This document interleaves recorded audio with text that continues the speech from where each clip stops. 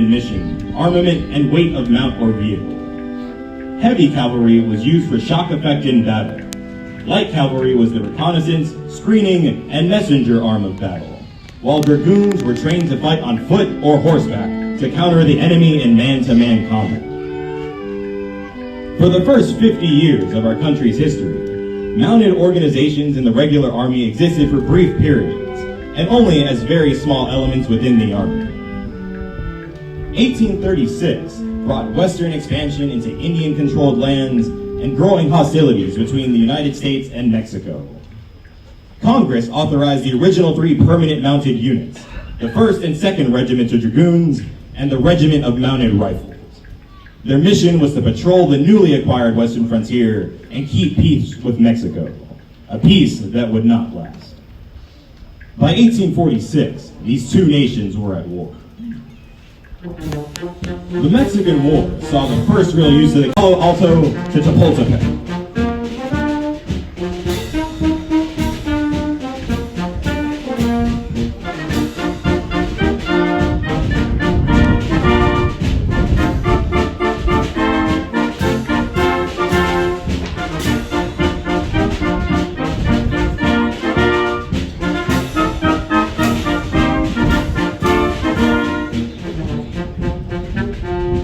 The soldier to your right is wearing a 2nd Dragoon Regiment uniform. He's equipped with a Model 1840 Heavy Dragoon saber nicknamed Old Wristbreaker.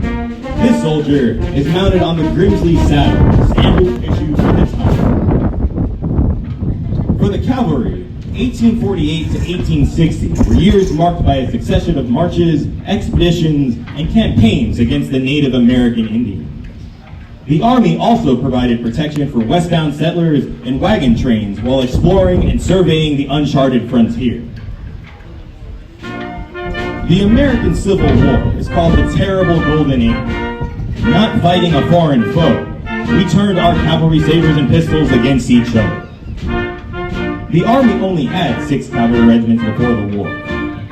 Of the 6 regimental commanders, 4 joined the Confederacy.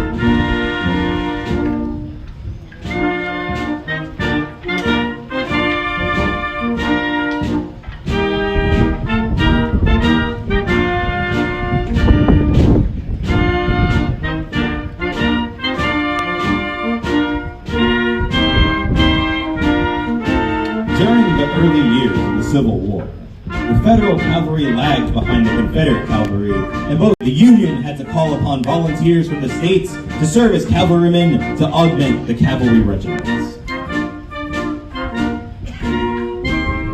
This trooper is dressed as a private from Bravo Company, 5th United States Cavalry, and the oldest regiment in the division. The 5th participated in the battles of Gettysburg, Gaines Mill, and Appomattox. The 1863 uniform is complete with the Model 1860 Light Cavalry Saber, an Army Colt revolver, and Model 1859 Sharps carbine. His horse is saddled with a Model 1859 McClellan saddle. A variation of this saddle is still used in today. At the end of the Civil War, returning soldiers on both sides looked towards the west to expand the western frontier and look for a new beginning. The Indian nations, however, occupied this land. A clash between the two cultures was inevitable, and the U.S. cavalry was placed between them.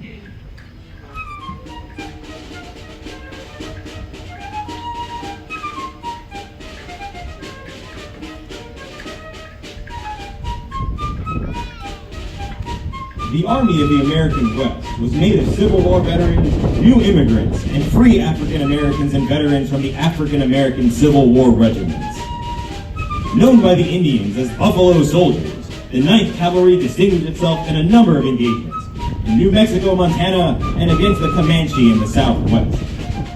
The trooper is wearing an 1874 issue field uniform, including a canvas prairie cartridge belt, Model 1873 Trapdoor 4570 Springfield carbine, and the Model 1873 Colt revolver.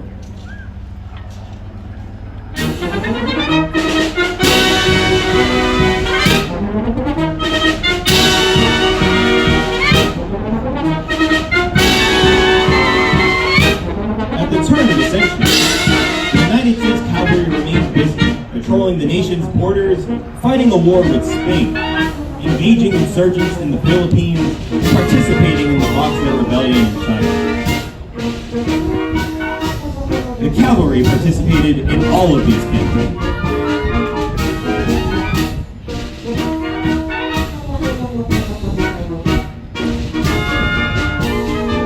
This trooper is wearing the uniform of the Spanish-American War. It was during the actions in the tropical climates that the Army began to replace the traditional blue uniforms with khaki. He carries an 1896 Craig carbine, the first smokeless powder repeating firearm adopted by the Army. While in Cuba and the Philippines, the cavalrymen served dismounted. Early in the past century, conflict once again erupted on our southern border. Mexico was plunged into a series of upheavals. An array of revolutionary leaders emerged, among them Pancho Villa. With dreams of controlling Mexico, Villa attacked United States soil, provoking a U.S. response while tensions escalated. On March 6, 1916, Villa and his troops attacked the town of Columbus, New Mexico. Directed by President Wilson and under the command of Brigadier General Blackjack Pershing, the cavalry crushed the Villistas and halted any further incursions on American soil.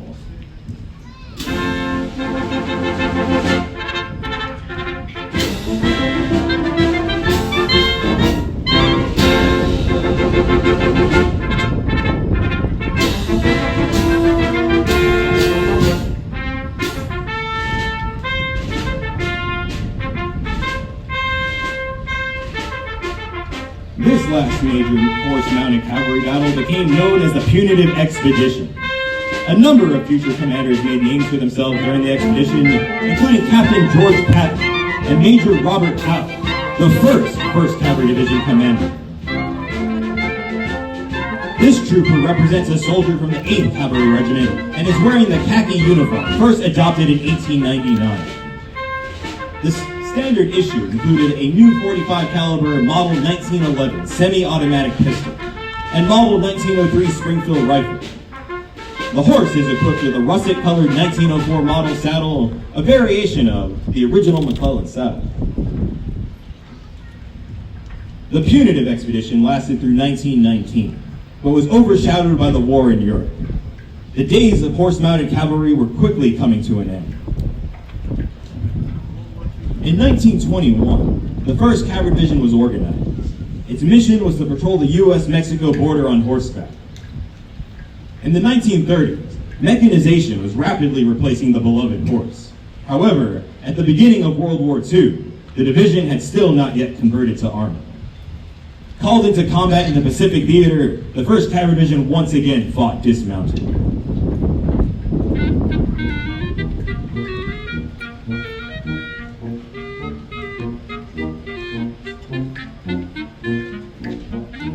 Receiving its baptism of fire, the 1st Cavalry Division compiled an impressive record on the Admiralty Islands and during the liberation of the Philippines.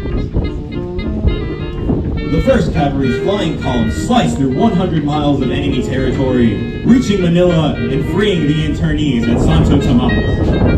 The division's performance in the Philippines earned it the nickname of First Team, the first Allied unit in Manila. This soldier is a properly outfitted trooper of the 12th Cavalry Regiment during World War II. He is dressed in the HVT uniform worn by troops in the Pacific Theater. He is equipped with the M1 brand 30 caliber rifle. At the end of the war in the Pacific, the 1st Cavalry Division was first in Tokyo and performed occupation force duty in Japan. In 1950, the 1st team deployed to South Korea in reaction to North Korea's invasion. The 1st Cavalry Division made the first amphibious landing in the Korean conflict. After stabilizing the Pusan perimeter in the face of heavy North Korean resistance, Task Force 777 pushed out of the Pusan perimeter and headed north. The North Korean resistance was weakened, and the 1st team was able to march north and capture the capital city of North Korea, first in Pyongyang.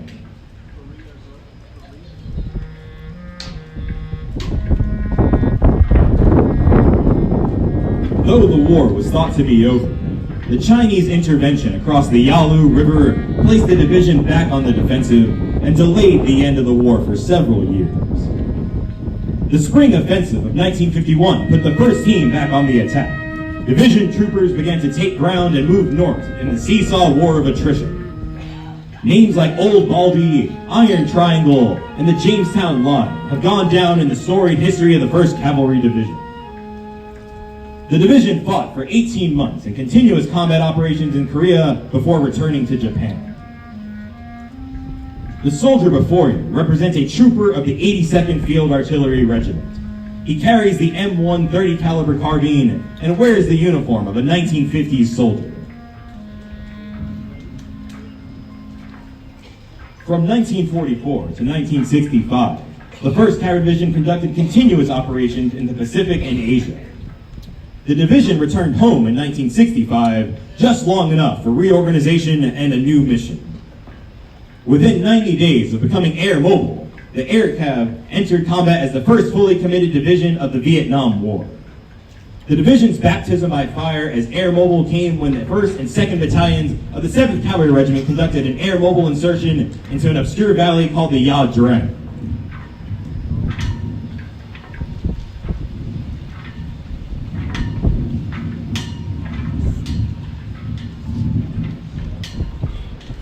This was the first major test of air mobile units in combat and validated the techniques of air mobile operations, the trademark of the 1st Team in Vietnam. We are honored to have with us today troopers from that battle.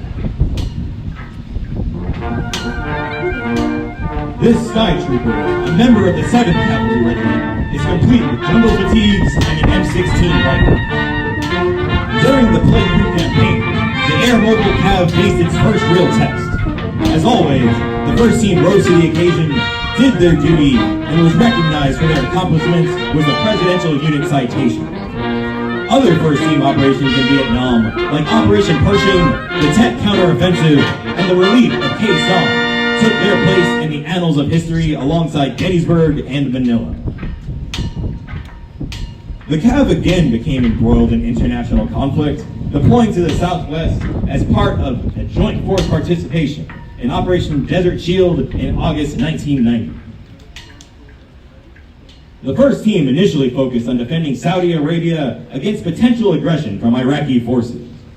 In the desert, Cav troopers were preparing for an Iraqi attack. President George H.W. Bush, with the backing of United Nations Security Council Resolution 678, delivered an ultimatum to Iraq: get out of Kuwait or suffer the consequences. Iraq refused to free Kuwait, and a devastating U.S.-led air war commenced. To open the way for U.S. Air Force strikes, Army Apaches and Kiowas were sent on deep strikes to scout out and destroy enemy anti-aircraft sites. Blackhawks performed like pack mules, hauling troops and supplies throughout the battlefield. While the air campaign fixed Iraqi formations, ground forces moved out from their assembly areas and prepared to deliver the decisive blow. The 1st Team attacked with lightning speed 100 miles deep into enemy territory, identifying and destroying Iraqi positions and equipment. On February 26th, the commander of Allied forces, General Norman Schwarzkopf, directed, send in the 1st Team, destroy the Republican Guard, we're going home. Pausing only to refuel, the 1st Cavalry Division charged through the enemy's defenses, swiping deep into Iraqi rear area, 200 miles deep in just 24 hours.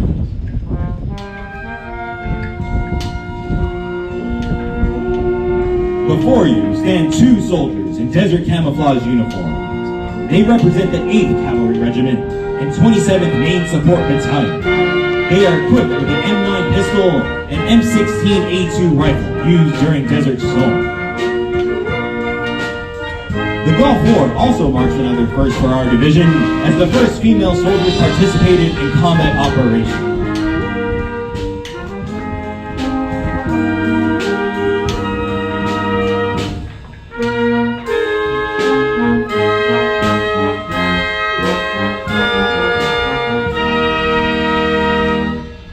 Once they returned from the desert, the division became the largest in the Army.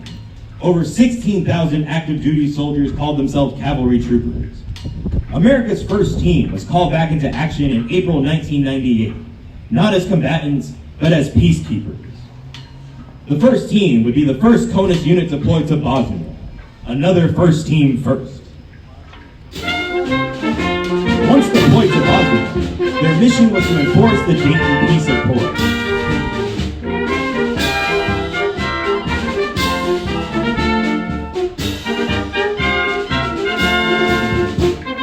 The missions performed by the CAV troopers included presence patrols, weapons storage site inspections, acting as mediators, and providing force protection.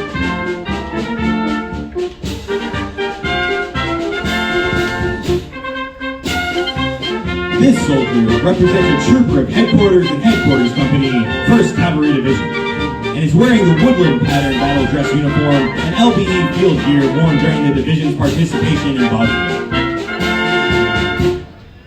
After September 11, 2001, the first team answered the call of President George W. Bush to be ready. 1st Cav soldiers deployed to Iraq and Afghanistan in support of operations to fight terrorism and aggression, as well as Camp X-Ray in Guantanamo Bay, assisting to guard detained terrorists. The beginning of the 21st century saw the first team transform into a digital force. First team troopers defended Washington, D.C. and Crawford, Texas during the period following the 9/11 attacks. From the beginning of the global war on terrorism, the 1st Cavalry Division and its brigades continued the tradition of service by deploying 6 times to Iraq in support of Operation Iraqi Freedom. The first team deployed 1st Battalion, 227th Aviation Regiment, equipped with Apache longbow attack helicopters and support from the 68th Chemical Company. These soldiers were integral to the removal of Saddam Hussein's regime and the liberation of the Iraqi people. In January 2004, the entire division deployed in support of Operation Iraqi Freedom.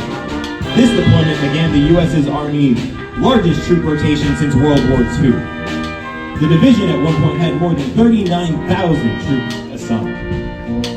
The deployment would include securing Baghdad, engaging Al-Qaeda and anti-Iraqi forces, the first free elections in Iraq, providing training to Iraqi security forces, and supporting the people. The division transferred authority to the 3rd Infantry Division in February 2005. In June 2006, the division relieved the 4th Infantry Division in Baghdad. Operation Iraqi Freedom 0608 witnessed the division implement the surge strategy. During the surge, the division had 6 combat brigades under its command.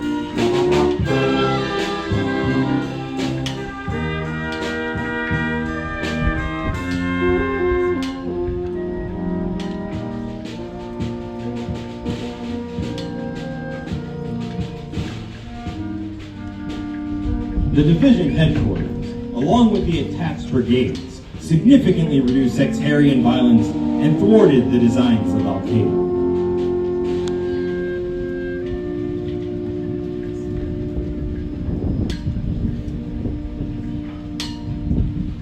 This soldier represents a trooper of the 2nd Battalion, 5th Cavalry Regiment, and is wearing the desert camouflage uniform, interceptor body armor, and carries an M16A2 rifle.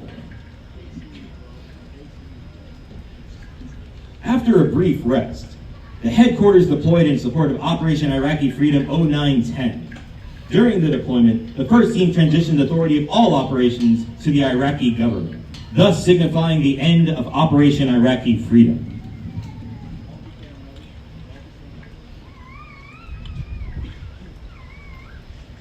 This soldier represents a trooper of the 1st Battalion, 9th Cavalry Regiment, and is wearing the Army combat uniform, improved outer tactical vest, and carries an M4 carbine. Iraqi Freedom officially transitioned to Operation New Dawn on September 1st, 2010. The 1st Cavalry Division soldiers were among the last American troops to leave in December of 2011. In May 2011, the 1st Cavalry Division became the first heavy U.S. Army division to deploy to Afghanistan. America's first team assumed responsibility of Regional Command East as Combined Joint Task Force 1. conducted full-spectrum operations throughout 14 provinces. In November of 2012, the 4th Armored Brigade Combat Team Longman deployed in support of Regional Command East with the mission to advise and assist Afghan National Security Forces. In August of 2013, the 2nd Armored Brigade Combat Team Blackjack deployed to Afghanistan supporting brigade elements in 2 regional commands and 12 forward operating bases. In June of 2014, the division headquarters deployed to assume command of Regional Command South in Kandahar, Afghanistan. The division headquarters transitioned the Regional Command of Operation Enduring Freedom to the Resolute Support, Train, Advice, and Assist Command South. Members of the headquarters staff successfully transitioned the TAC South mission to the 7th Infantry Division. This soldier represents a trooper of the Headquarters and Headquarters Company, 1st Cavalry Division, and is wearing a multi-cam uniform, improved outer tactical vest, and carries an M4 carbine. The 1st team has had continuous deployments over the last few years. In September of 2016, the division headquarters deployed to assume command of the United States National Support Element in Bagram, Afghanistan, while the 1st Cavalry Division Sustainment Brigade followed shortly and assumed the responsibility as the Resolute Support Sustainment Brigade. In February 2017, Grey Wolf deployed in Kuwait to support Operation Spartan Shield. June 2017, Blackjack deployed to the Republic of South Korea to deter North Korean aggression. October 2017, Air Cavalry Brigade deployed to Europe to deter Russian aggression.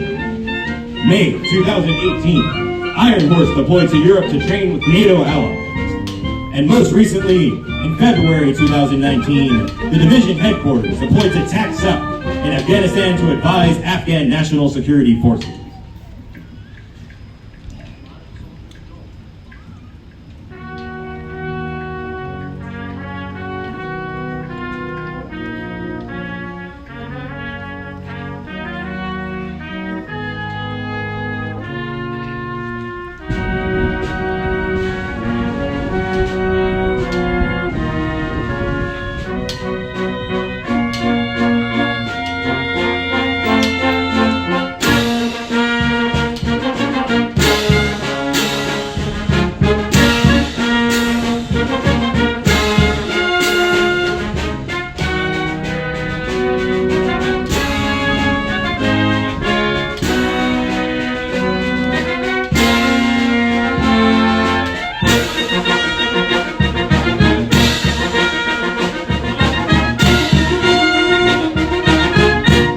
The division continues to serve with honor and distinction all over the world, from Iraq and Kuwait to Korea and Europe.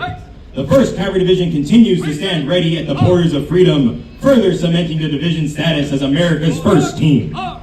Today's 1st Cavalry Division troopers are now training to deploy whenever and wherever your nation calls. The soldiers before you are the current and future of the 1st Cav. Today's cavalry troopers are proud members of the 1st team and are honored to don the famed Stetsons and spurs.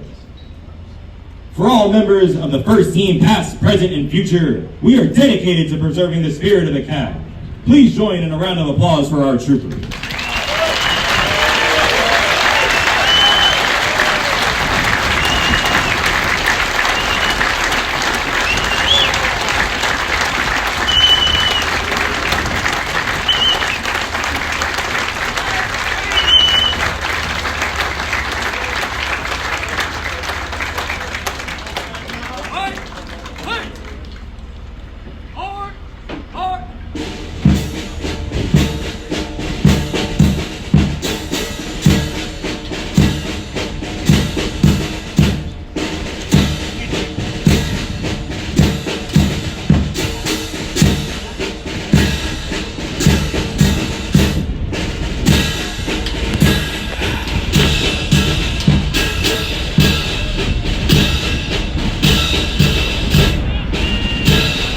Ladies and gentlemen, please stand for the grand finale. In the honor of our veterans and the finest traditions of the cavalry,